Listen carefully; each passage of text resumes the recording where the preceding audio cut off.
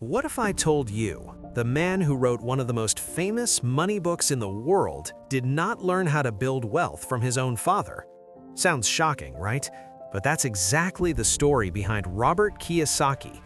Growing up, Robert had two fathers. One was his biological father, highly educated, respected in society, and hardworking. Robert called him Poor Dad, not because he lacked intelligence, but because he constantly struggled with money. The other was his best friend's father, a businessman who never finished high school but eventually became one of the richest men in Hawaii. Robert called him Rich Dad. Now imagine being a young boy standing between two powerful but completely different beliefs about money. Poor Dad would say, "Study hard, get good grades, and find a secure job." But Rich Dad would say, "If you want to be rich, you must learn how money works and make money work for you." Two fathers, two beliefs, two completely different futures. And here is where Robert's life changed forever. Instead of choosing one voice blindly, Robert observed both of them carefully. He noticed something strange.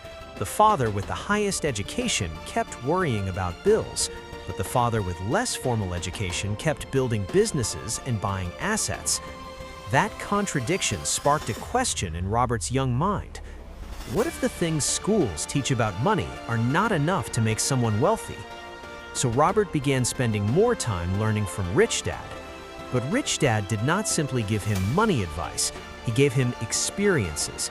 He taught Robert and his son how to start small businesses, how to see opportunities, and most importantly, how to understand the difference between assets and liabilities. While other kids were playing games, Robert was learning how to think like an entrepreneur. But here is the interesting part. Robert never stopped respecting his poor dad. In fact, Poor Dad taught him valuable lessons too: discipline, education, and responsibility. And that combination became Robert's greatest advantage. From Poor Dad, he learned hard work and integrity. From Rich Dad, he learned financial intelligence and wealth creation. Having two fathers gave him something most people never get: two perspectives on life. One showed him the traditional path, the other showed him the entrepreneurial path. And by comparing both, Robert discovered a truth that changed his life forever.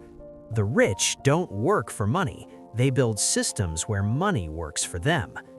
That idea later became the foundation of the best-selling book, Rich Dad, Poor Dad. But now, let me ask you something. If you had the chance to learn from two different mindsets about money, which one would you choose?